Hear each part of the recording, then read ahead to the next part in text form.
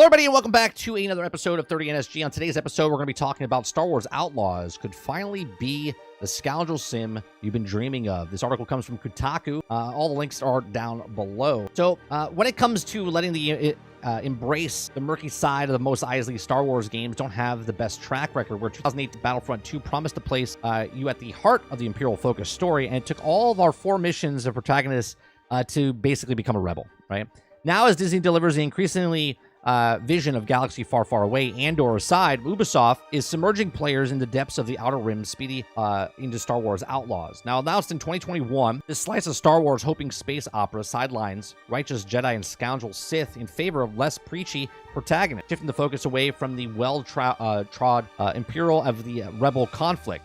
Now Outlaws zooms in on Star Wars criminal underworld, placing you as the dusty boots hardened outlaw Kay Vess. Now, someone's less concerned with the fate of the galaxy and more about her next payday. It says, quote, "We also knew we wanted to create an original scoundrel story." Narrative director David Navid said, "There was something exciting about looking at the universe from the perspective of a scoundrel like Kay, who has no experience with the Empire, Jedi Rebellion, or Sith." Now, I think a lot of people look at this and go, well, this is just Han Solo. And sure, it could be Han Solo, but I think the problem, if you make a game based on Han Solo, you have these like pre-things already set up. And if you use Han Solo, then you would want to see the other characters in the world. And I think they made a good choice by making just another scoundrel. And I said this on Lono's podcast when he asked me about this. I don't think her being like a Han Solo character is like, well, they're just copying Han Solo. I think in the era, right, which is the Star Wars era, during this time frame after Empire Strikes Back, in between Return of the Jedi, there's a lot of smugglers. There's a lot of scoundrels. And they all look the part, right? Like, you know, a bounty hunter dresses a certain way, a Jedi dresses a certain way, right? Certain people dress a certain way. You see it in our own world today. Like, when you see a hipster, you look, that's a hipster. When you see a nerd, you're like, that's a nerd, right? A lot of people just conform to what that style is, and that's what it is. So I don't think it's Han Solo and she's copying, okay? It says, as Kay attempts the biggest heist in Galaxy has ever seen, Outlaws promise a rogue gallery. The meanest criminals have ever frequent the cantina. It's a certain flavor of the weird Star Wars fiction the video games rarely explore. Now, the first trailer claiming that the fears that Kay may secretly be a do-gooder, Girl Scout, former for screwing over a snarly in the game of Sabak, incurring the wrath of the Empire by refusing to bribe an officer. It's not just a filmatic post-process effect that leads to Ubisoft's depiction of Star Wars welcoming a shade of gray. It says, quote, "This is a character who's just trying to get by, stealing, outwitting, and killing folks." It is also, I would love to folks playing the game really get a sense of what it might feel like to step into the underworld. It says, still, this isn't the first game trailer that the hard gamers all hot and bothered about the playing as a scoundrel. Outlaws feel strangely reminiscent of a playable character of Star Wars fantasy and got away with Star Wars 1313. Now, originally announced in 2013, LucasArts' Bounty Hunter outing explored the diggy depths of Coruscant before being canceled following Disney's purchase of Star Wars. Naturally, Greedo-loving gamers would have been up for the Lost Project ever since. Now, Outlaws looks like a carryover the rough and ready firefights of the ill-fated E3 demo, suggesting that the Massive is using the experience of the Division to deliver the moral murky of Rogue One-esque take on Star Wars. As Kay sneaks and shoots her way across the contraband stuffed hangar, the Hollywood grain coats the screen with a scrappy hero sprinting, swinging, and eventually speeder biking her way across the ominous, dusty landscape. It's refreshing and represents a glimpse of Star Wars: The World away from glistening white fighters. Man, I can't read today. From the glistening white fighters, corridors, and also often defined it. It says, so what is the reason for all the betrayals and corruptions of villainy clogging up the digital atmosphere Outlaws set? It says, quote, "Outlaws follows the Battle of Hoth at the time when the Empire is ruling the galaxy with an iron fist," said Norward. Working closely with the Lucasfilms to find the setting and explain the two companies eventually settled in the time period, most rift of intergalactic dirtbaggery for a year between Empire Strikes Back and Return of the Jedi. He says, quote, "The rebels are on the back foot, while everyone is caught up on somewhat distracted by the ongoing civil unrest. There's a vacuum of creates the perfect opportunity for Underworld rise and gain power over the slightly imperial rule," he added. Now, it says a galaxy of possibility. For all of its 1313 aspirations, Outlaws chronologically align more closely with the janky N64 gem Shadows of the Empire.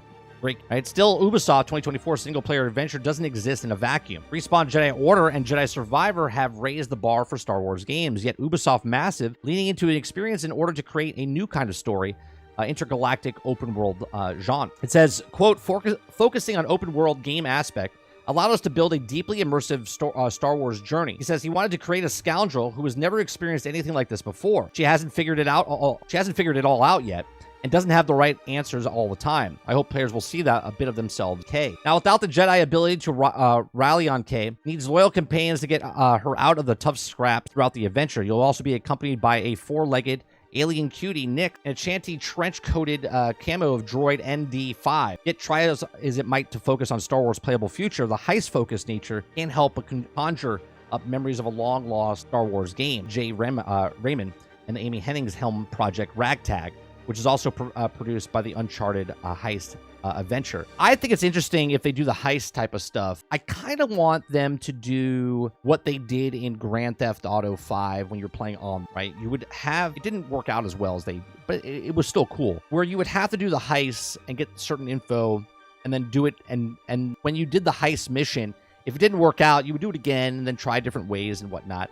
I think it'd be interesting to do quests. And again, I don't know if this is the way the game is going to be, but I think it'd be interesting if you did certain quests and you as a player, let's say the people that just don't really care, they just kind of rush through it, they would have less information to do the heist. They could still do the heist, but it might be a lot harder for them. Or if you're a person that likes the intricate parts of stuff, you could do more quests, side quests, to get the information to help you do the main quest of the heist, to make it a little bit easier. You know what I'm saying? Like, give a reason to talk to the NPCs to get information. And if you, the player, get that information, then your heist would be easier to do.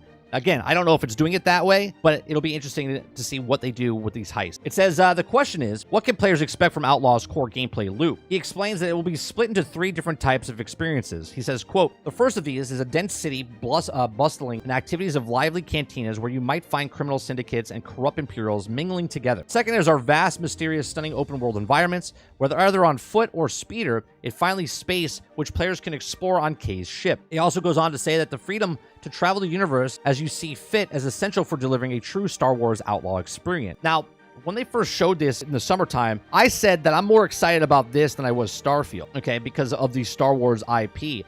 And then obviously I already know that you're not going to be able to fly from the ground like yourself. It's a cutscene that goes into space, which is a load. And then once you get to space, you can fly and go around. Now, I wonder if we'll keep the same kind of power or energy level where in Starfield, you don't lift off from the ground like No Man's Sky and go into space and then fly into space into the next planet. And I don't think you're going to be able to do that here either. Now, you go to space, which will be a separate world, I'm assuming. Again, I don't know. And I don't know if you can go from like Tatooine to the next planet and then land on the next planet with a cutscene, or if you would just fight in that space area in a large open world space and then travel to the next planet and then land and do it. I don't know. But if it does the exact same thing as Starfield, I just want the same type of energy of people giving one game shit and not giving the next game shit, okay? It says, from hopping into the battered ships of Trailblazers, steering through the atmosphere, transitions between boots and grounds exploration and gravity-defying dogfights look refreshingly smooth, almost like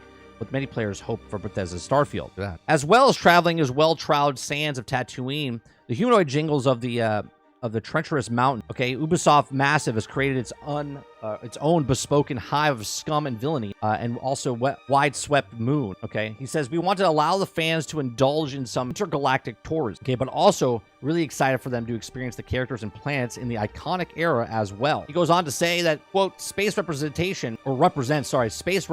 not representation. Good. Space represents a super lucrative yet risk experience for any outlaw. If you go off in the beaten path, your willingness to explore will bring surprises as well. I like that. So as you travel, if you explore, you might find other things. That's interesting. Okay. So you can also go from taking a contract and steal the Imperial shipment, but then get distracted on your speeder to head off into the savannah in the search of artifact in the game will reward your curiosity. Arguably, the most intriguing aspect of Outlaws, however, is how fledgling outlaw K interacts with the criminal underworld. They say, quote, players can also quest with each of the syndicates to manage K's reputation. That's cool. So it's like a faction system, which also impedes the jobs that offers the impact, and they also have throughout the story.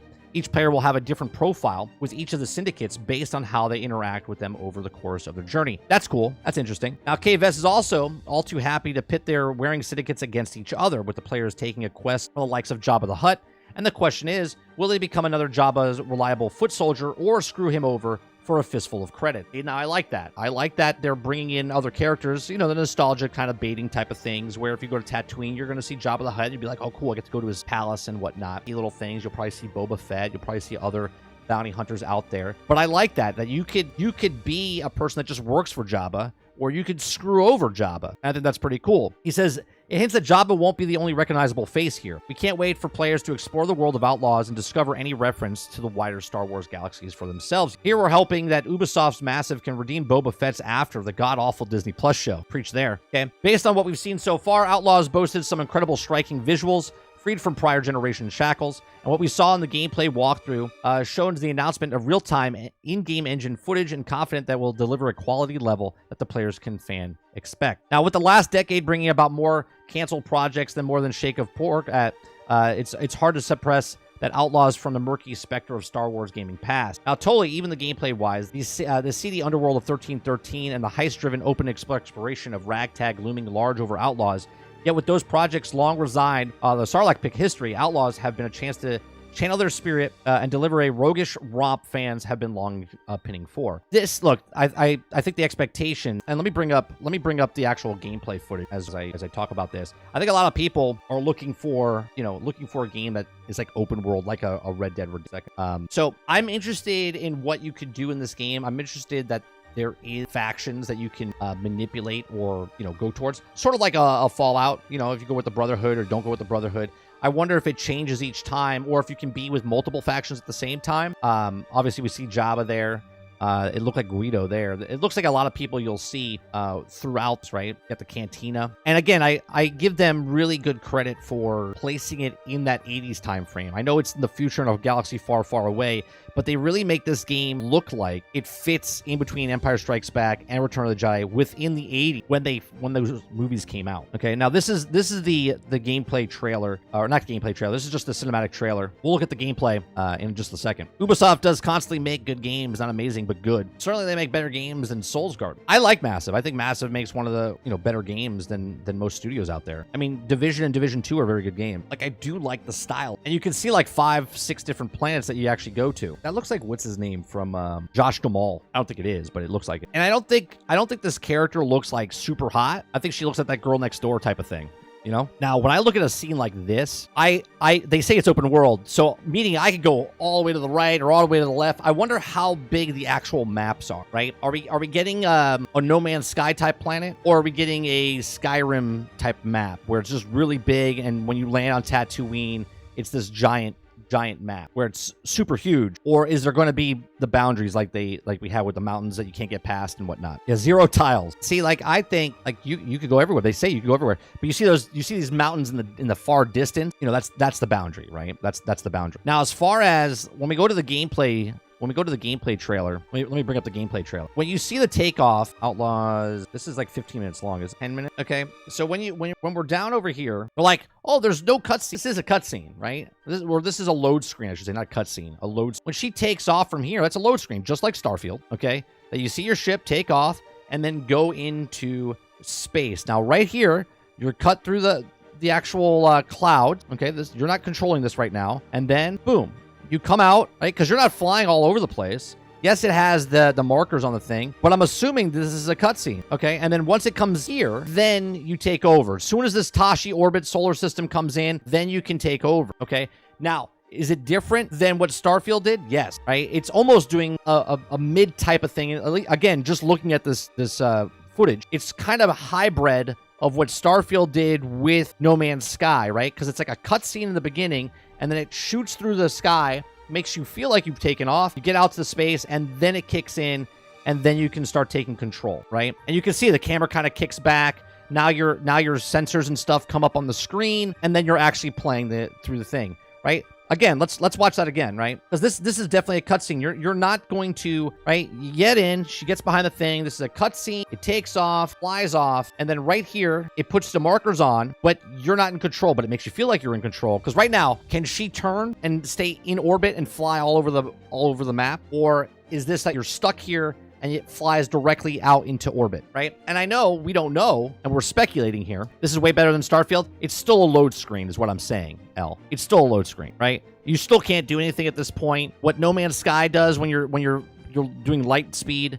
okay, is still a load screen. It's a different way, and it is much better. I'm not going to disagree with you. It is much better. You're still in a load screen here, okay? Then once it kicks in, like you see that the thing come up, then all of a sudden it makes you move, and then boom, it pops up, and there's your HUD. Now, I think this looks great. I think this looks fantastic, okay? This looks like Starfighter Assault in Battlefront 2. I mean, this looks great. Now, I'm excited, and I said this when we first saw it. I said, I'm more excited about this than I'm excited about Starfield. This is before we knew what Starfield was, right? This is back in June when they first showed this. Yeah, this looks great, right? Again, this is another load screen. This is just like No Man's Sky when you're doing the hyperspace, and then it comes out, and then you're in the next system, right? And I think, obviously, that's how it's going to work. I don't think you're going to be able to fly from... You're not going to be able to fly from here to the next planet. I think you're going to have to hyperspace. I think each planet's going to be in their own thing. So you're going to be able to leave the planet, and then there's going to be an open space around the planet, right? There's still going to be invisible walls or whatnot.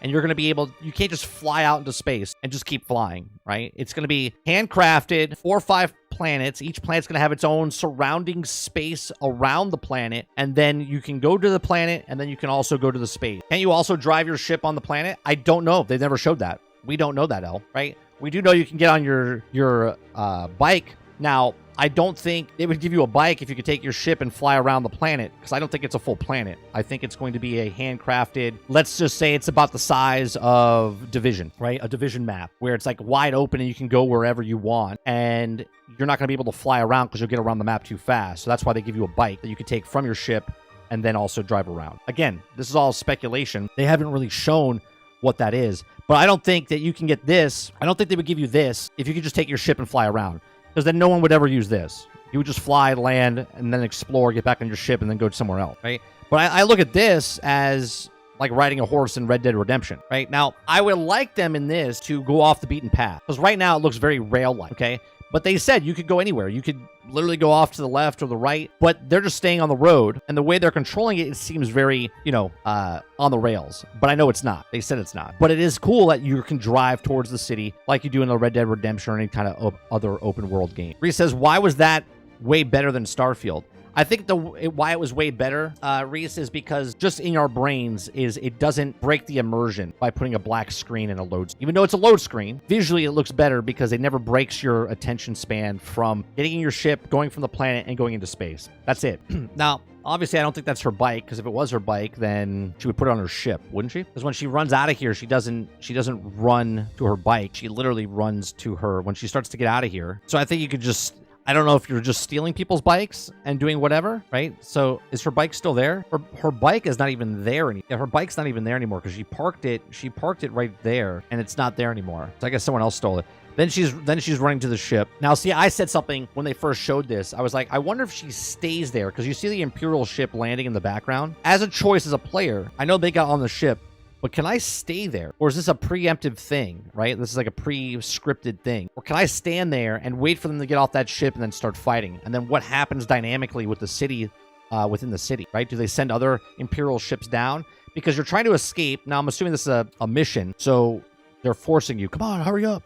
Right? And you get into the actual ship, right? But this seems very cool. And again, I think, so let's look at the thing up here. You see the Y button up on top. Y, sit down. And then up here it says open map, okay? So then you would click on the open map, and then I'm assuming they cut it there. It's a cutscene. You get in. They already picked the location, and this is why it's a cutscene that takes off from here and then goes up and then seamlessly makes it feel like you're flying out. Now, maybe you have control here. Maybe you do. And if you do, then I could turn around and then go blow up the Imperial shuttle that just landed, because I could blow it up out of the sky now. That'd be cool. Don't know if you could do it, but that would be cool if you could, right? But this is why you're going through the clouds. It's a load screen, and you can definitely see when your HUD pops up on the screen and you're ready to take control, okay? Right, you 100%, again, it's like a good 10, 15 seconds, whatever it is. Then you're there. Guys come in from the left or right side of the screen, and then boom, your HUD pops up and you can take control. And again, I don't think this is a wide open space where you can just fly like in No Man's Sky. Right? Even No Man's Sky, you're stuck in that system, and then you travel to the next system, you have to hyperspace, right? So I don't know if there's other planets that you can land on within this area. I don't know if you can land on any of these stations or aboard another ship. We don't know any of that, but we'll see. Okay, here, I'll let it play from the beginning over here as we talk. So look, I'm excited. I'm excited about this, but again, my expectations are this is not the latest, greatest open world game that you can do anything you want in it. I think there's going to be limitations. I think there's going to be the limitations of where you're not flying throughout the whole entire solar system inside of Star Wars. You're hyperspacing from planet system to system.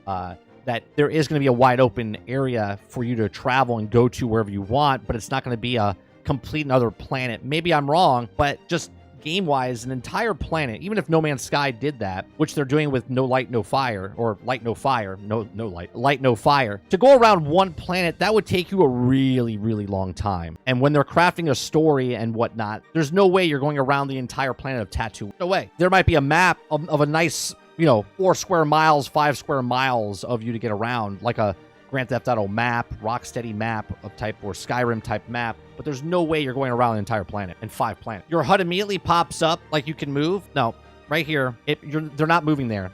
I believe that this movement right here is just happening until right here, right? You can see it right there as it pops up, right? So it's the system. The game's loading in right now. Things come into the side, and right there, as soon as it pops, you can move, and then pops up your HUD. You have no control of that beforehand. At least that's what I'm getting from the actual footage. Gotta make you squeeze through some boxes to hide the load screens during takeoff. That's exactly right. The load screen in God of War where he screw the thing is the cloud. Exactly right. Which is fine, right? If instead of going through the rock and then doing a cut, they make it feel like you're staying within the game, right? I think the gameplay of the this feels like Starfighter Assault to me. Just the way he's moving, maybe a little bit more arcadey, because you can see like when he does this little move here, the little evasive maneuver right there. That was in the first Starfighter Assault in Battlefront 1. It's Battlefront 1? I forget what it was. We did the little maneuver, right? And now you're warping to the other planet. Now you're warping to another location. Let's see what you guys say.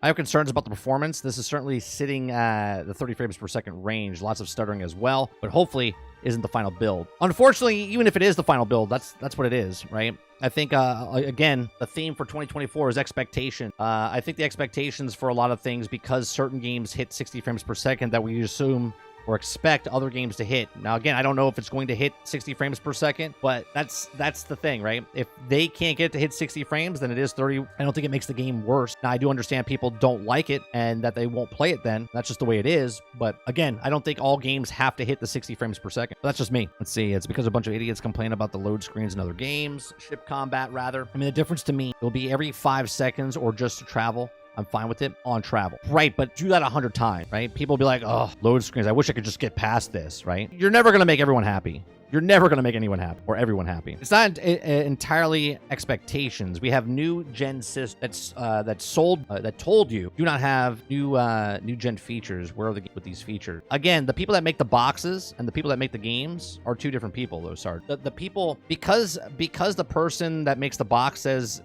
it can do 60 frames per second, and then the developers that are making the games that have nothing to do with the first-party titles of Sony and with Xbox or Microsoft, they don't have to hit the 60. If they can, the box can handle it. But the company, if they can't do it, if they choose not to do it, that's on them. I can't hold a company that's not part of the company that said that these next gens are up to 120 frames per second, 60 frames per second, and then expect everybody else to do that. The biggest question is, can we do the Kessel run in 12 parsecs? Maybe. They definitely will mention it. Water. That's like a good Easter egg, right? Who cares? A good game at 30 is still better than a shit game at 60. True. These are tons of games that have been upgraded to 60 frames. Sure. But what I'm saying is, you guys are Sarge is stating that these companies told us that these are next-gen systems and that the games will be running at this, but the companies are separate than what the manufacturer of the video game systems made, right? All I see is Disney is another trip to the Panderstone. Okay. You're very skewed though, Farm. Like, you're very skewed. You've been bit and now you hate all animals. You're going into every game being shit and broke, right? And I totally get it, because a lot of games come out that are broke, buggy, and unfinished. But there are games that come out that are not broke, buggy. But because there's a AAA standard, and a lot of the AAA games that come out have problems, you assume that all games have problems. I could have told people that most of these games would be hard hit to get 60 frames, especially on that level of AMD hardware. When a game does reach 60 frames, it's actually a miracle. I hope to give a Star Wars soundtrack feel. There's no other music. Yeah, I think in this they actually do it, and that's why I'm not playing the music because I don't want to get copyright strike.